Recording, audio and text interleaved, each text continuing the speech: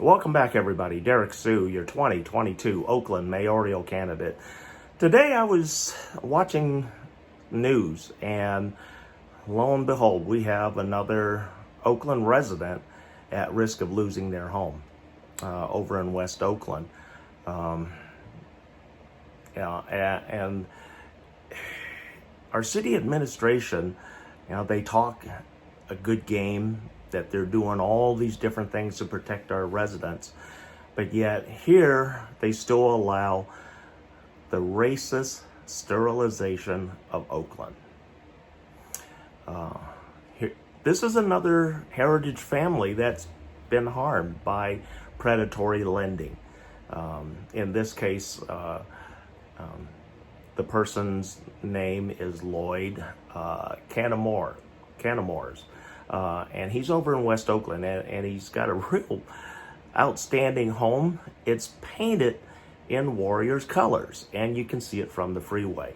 So it's very, very telling. It stands out. And his mother bought it 58 years ago. The home has been long since paid for.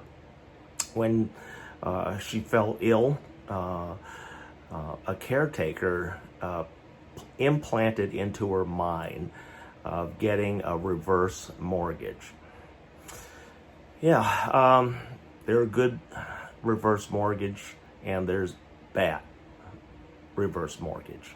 And I hate the industry because of the good and bad, because I can talk either way. But in this case, I'm going to talk real negatively about reverse mortgage and how it harms our community. It specifically targets the poor and low income neighborhoods.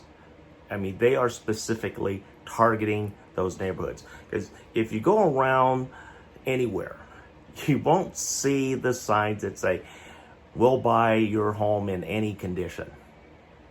You don't see it up in Montclair. You don't see it in Piedmont. You don't see it in Crocker Highlands. I have seen them in my old neighborhood in the Grand Lake, so I can't say that I've never seen them there, but in Crocker Highlands, I've never seen it. Piedmont, I know for sure it won't happen up there, and in Montclair, because those are high-value properties. They're also predominantly white communities. The people behind these places like that, that will buy your home in 24 hours, all cash offered.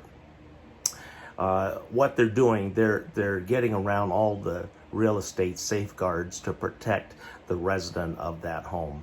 So they're literally breaking the law by bypassing that. But anyway, back to Lloyd Canamore. The home was purchased 50 years ago. It's paid for in full, so the family's been living there free of cost, other than property taxes and maintenance and the utilities. So it keeps costs down very low. And then they were targeted. Their caretaker obviously convinced them to look at a reverse mortgage. A non-reputable company has taken over, or is in the process of taking that house from the family, because the missus, the homeowner, one of the stipulations on reverse mortgage is that they're going to pay you the equity of what is in the home, but then they get the value of the home as the baseline. So that they're getting the home on for pennies. If you look at what you get in terms of the equity value and the real value, so they're making quite a bit of money on that, and then they have high interest. And so one of the real only ways to get out of that situation when that person passes away is by having a life insurance policy specific to that loan, so that it pays off that loan upon death. And then that's one of the few ways that you can save it, because if you're taking out a loan, it's pretty much assured that the family does not have money to pay off that loan, whatever it may be. In this case, for the family in West Oakland, it was a $350,000 loan.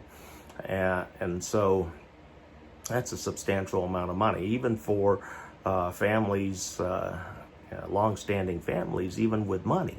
That would be a substantial amount of money to come up with suddenly upon a person's death.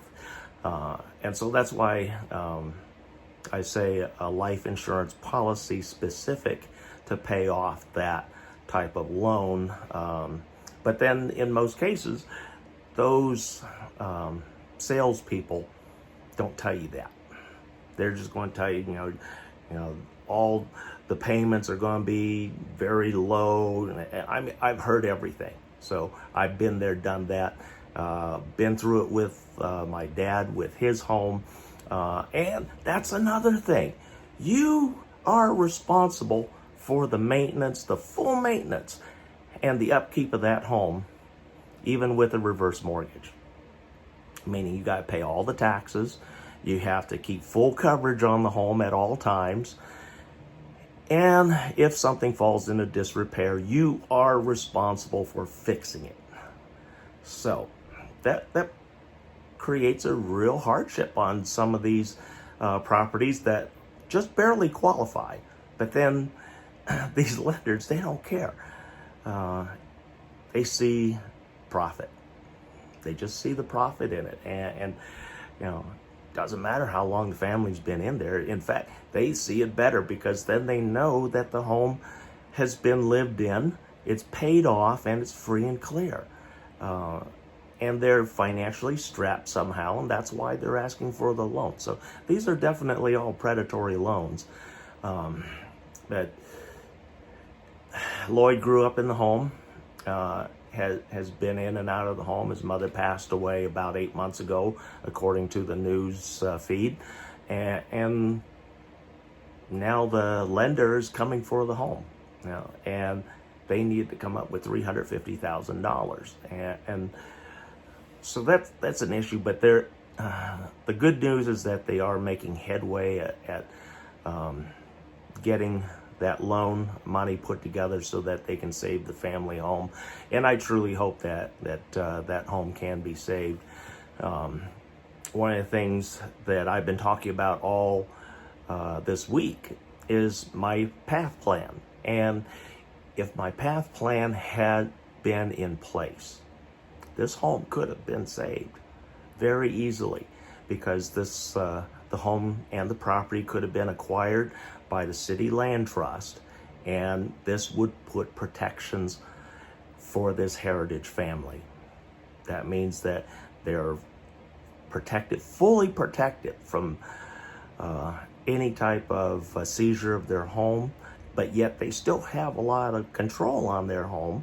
They can still take out loans, but now they have somebody watching out for their best interests, meaning that the city land trust does have a vested interest in that property and making sure that the property owner, the heritage family, and the heritage home isn't a part of some scam or scheme to steal the property away from the land trust or from the family. And so that's another good protection of my path plan, and it protects the family. Again, it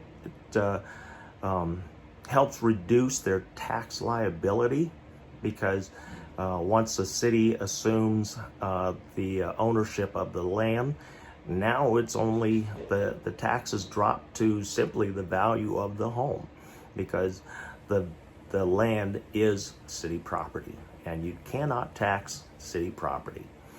City, county properties are not taxable. So as part of the city land trust, that would be a non-taxable item, the land. So we removed the value of the land, and now it's only the value of the home that is taxed. And so substantially saving that family and that home a sizable amount of money from not only from its inception, but for years to come.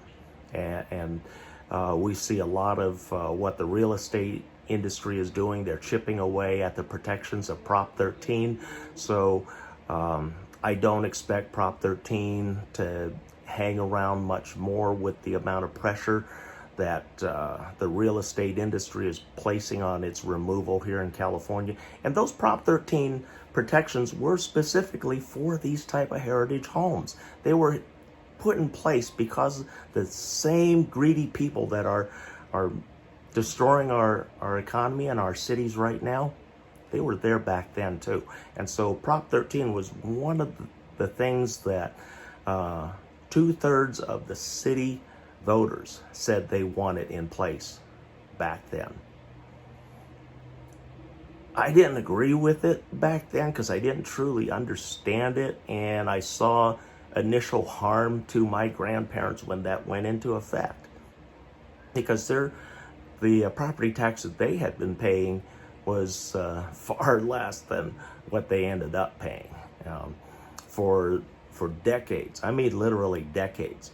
Their property tax was $50. That was it. 1976, it was reevaluated to $255. Previous year, they only paid $50. So you can see the harm that was done. And my grandparents were both retired. In fact, my grandfather had already just passed away. And so he didn't actually see it. It was my grandmother and one of my uncles that dealt with that. And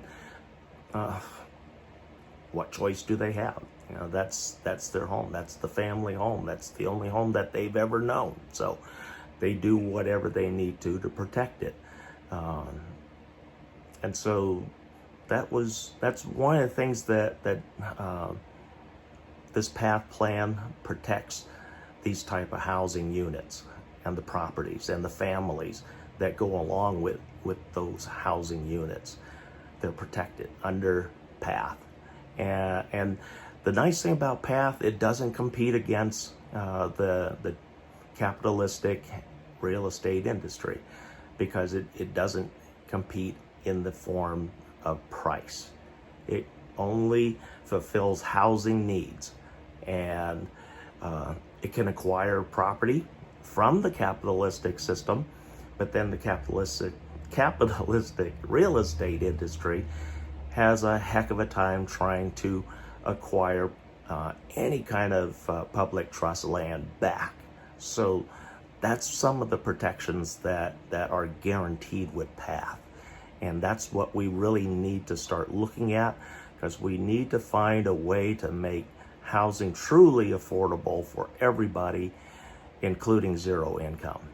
So those are some of the things that I want to talk about today. Again, like I said, you know, we don't see, look around. When you drive around Oakland, look for these signs. You're going to see them all in the low income and the middle income homes. And so they're very particular about some of them, and some don't really care what condition the home is. Like I was saying, in terms of reverse mortgage, you got to keep your home very, very well maintained. So in many cases, a lot of seniors can't afford to do that, and they take the money, and instead of doing what they had planned on doing, they end up spending all this money in fixing up the home, or the home as part of the reverse mortgage loan is incorporated into that loan, the repairs. So again, it diminishes the value for that homeowner. So these are things that are constantly going on right now. Again, like I said, that West Oakland home is in jeopardy of being foreclosed by a reverse mortgage program. I don't like reverse mortgage programs because there's a lot of area for misunderstandings, and that's what almost always happens. And these are not good loans. These are not loans that really benefit you.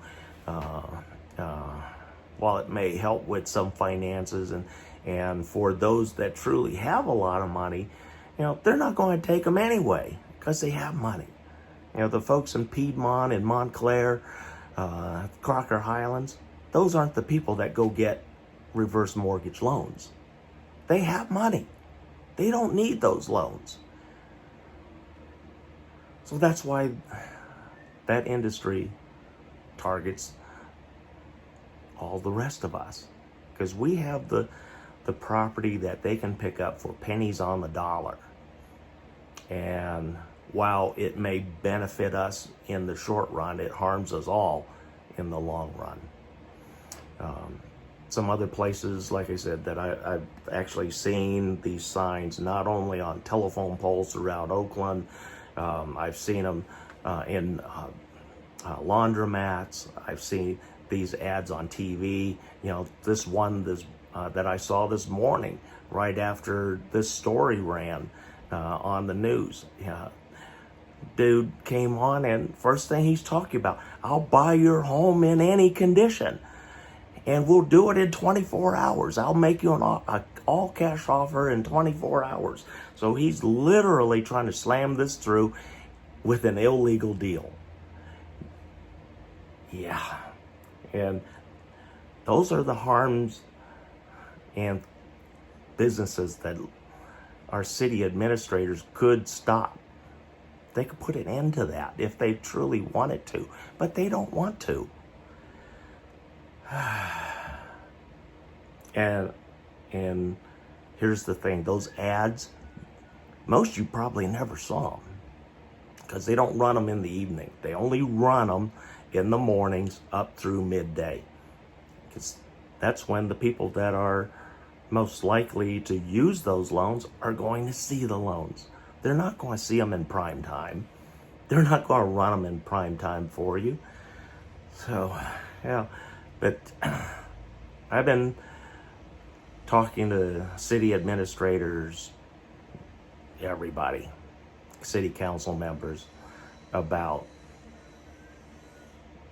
my PATH program. Also, like I mentioned in my last blog, this cruise ship ideas, and all I got was laughed in the face. Everybody just laughs in my face. But no, that's not gonna happen. Libby actually was on track to allow me to start an HOA.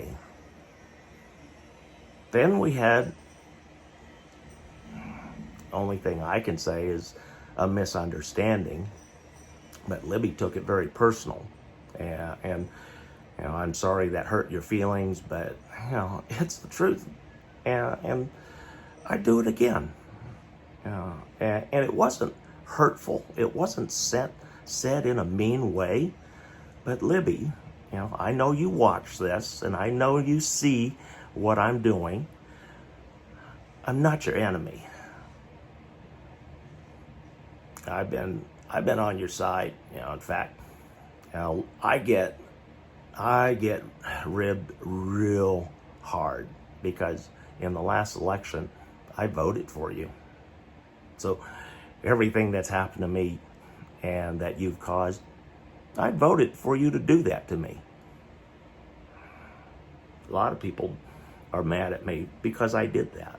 But then, like I tell them, there wasn't anybody of any substance to run against you in the last election, so that's not going to happen this next go round, because I have an idea who my opponents are going to be, which is fine. I have no issues with any of them.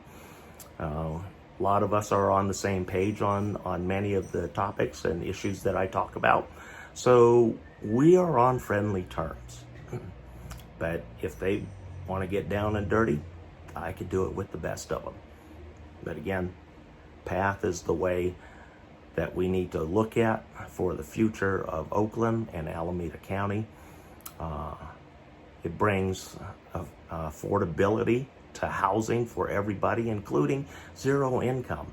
It also brings in a healthcare system that is desperately needed in our communities these days. So there's a lot of benefits to PATH, and it not only helps our community with housing for our school teachers, our medical and emergency personnel and fire personnel, essential